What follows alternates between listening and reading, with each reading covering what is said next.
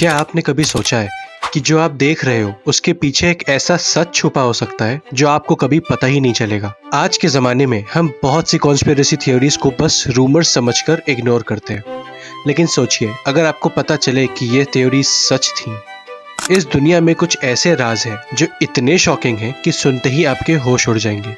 जो थ्योरीज हमने कभी सिर्फ अफवाह या इमेजिनेशन समझी थी, उन्होंने रियलिटी का हिस्सा बनकर दुनिया का नजरिया बदल दिया। ये वो राज हैं जिनके सामने आते ही दुनिया की सोच पलट गई। और हाँ, ये थ्योरीज 100% सच है।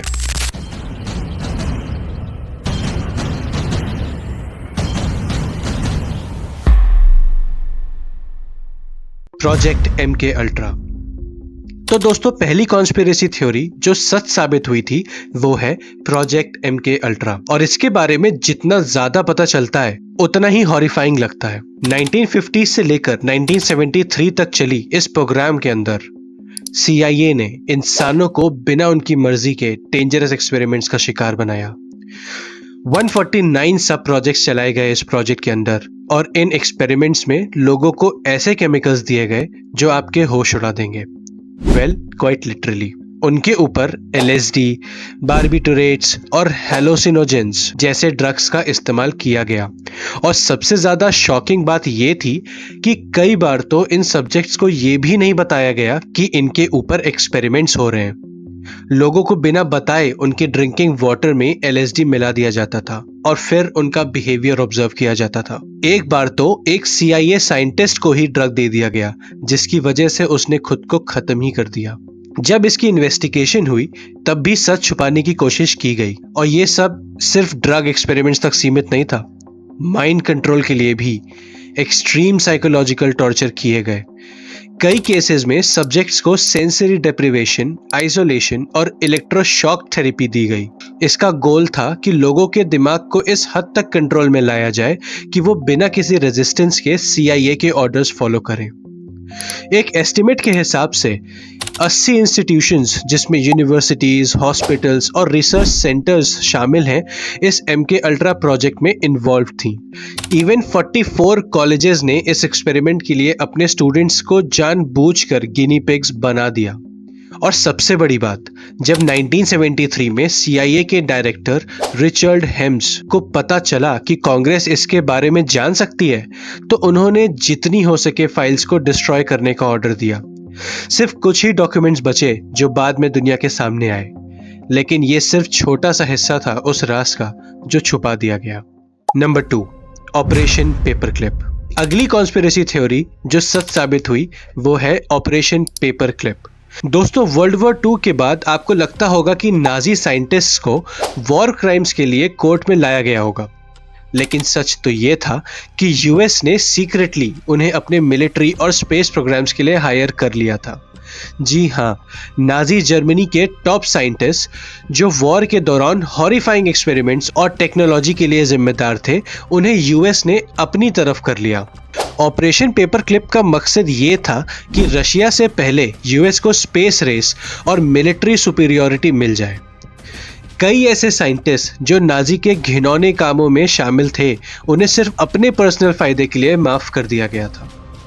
यह ऑपरेशन इतने सालों तक छुपाया गया, लेकिन जब इसके डॉक्यूमेंट्स डीक्लासिफाइड हुए तो दुनिया को पता चला कि अमेरिका ने अपने एथिक्स और मोरालिटी को इग्नोर कर दिया था, बस टेक्नोलॉजी के लिए। Number 3, the Tuskegee syphilis experiment. अब बात करते हैं एक ऐसे एक्सपेरिमेंट की जो इंसानियत के नाम पर एक काला धब्बा है, द टस्कजी सिफिलिस एक्सपेरिमेंट।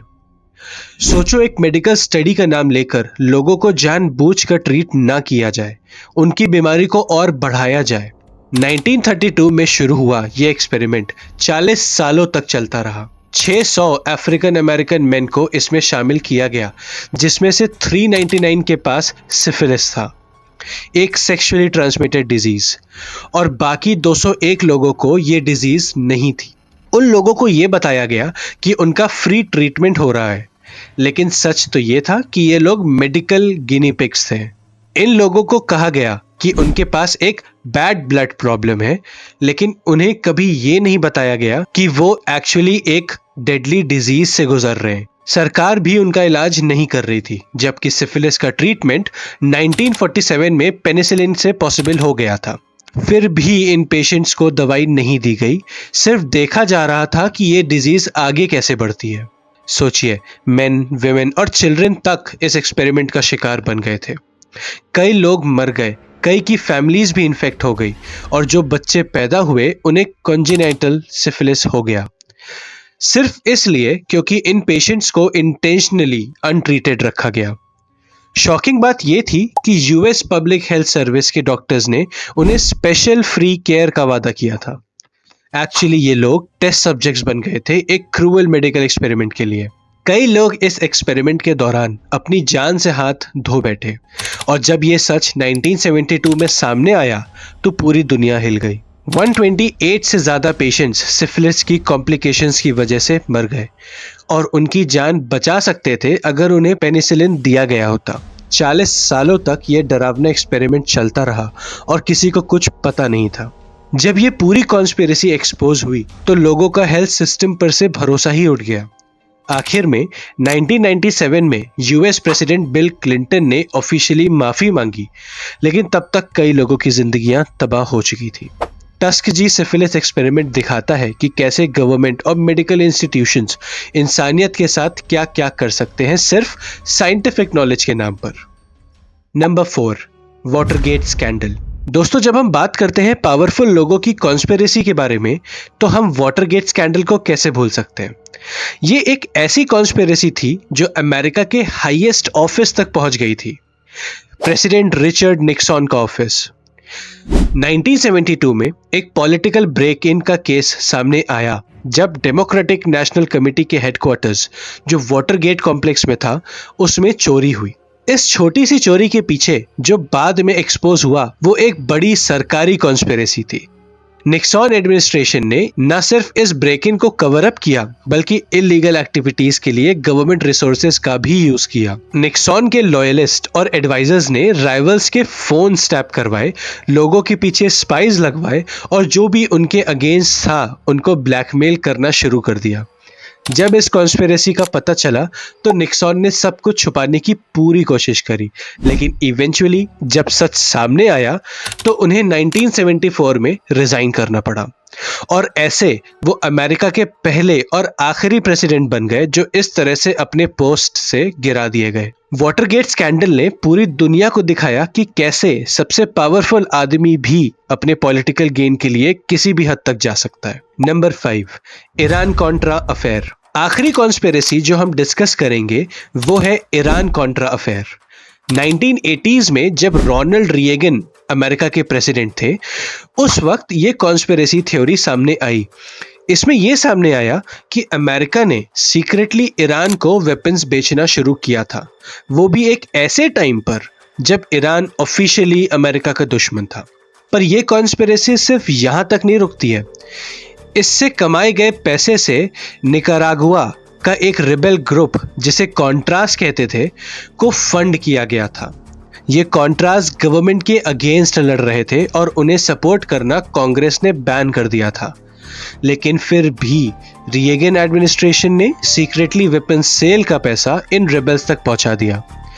ये सब छुपाने के लिए बहुत ज्यादा प्लानिंग की गई थी, लेकिन जब 1986 में ये कॉन्स्पिरेसी एक्सपोज हुई तो पूरी दुनिया शॉक में थी।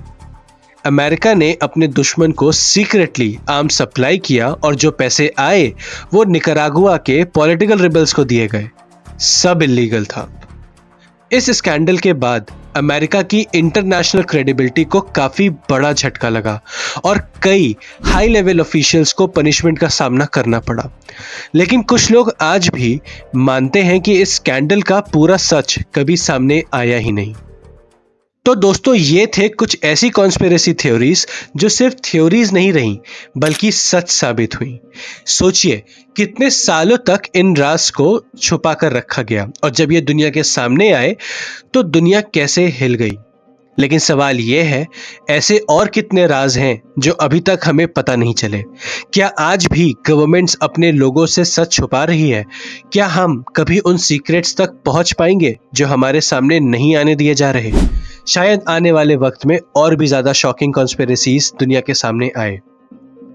अगर आपको ये वीडियो इंटरेस्टिंग लगा तो इसे लाइक करो और इस चैनल को तुरंत सब्सक्राइब करो ताकि मेरे फ्यूचर वीडियोस मिस ना कर दो। और क्या आपको पता है कि हमारे इस इंटरनेट की दुनिया की एक ऐसी डार्क रियलिटी है जिसे हम डार्क वेब कहते हैं। इस डार्क वेब में ऐसी बहुत सारी इलीगल एक्टिविटीज और डेंजर्स और हॉरर्स हैं। उन सब के बारे में जानने के लिए और खुद को प्रोटेक्ट करने के लिए स्क्रीन पर आए इस वीडियो पे क्लिक करो। मैं आपसे वहीं मिलूंगा। तब तक के लिए स्टे सेफ।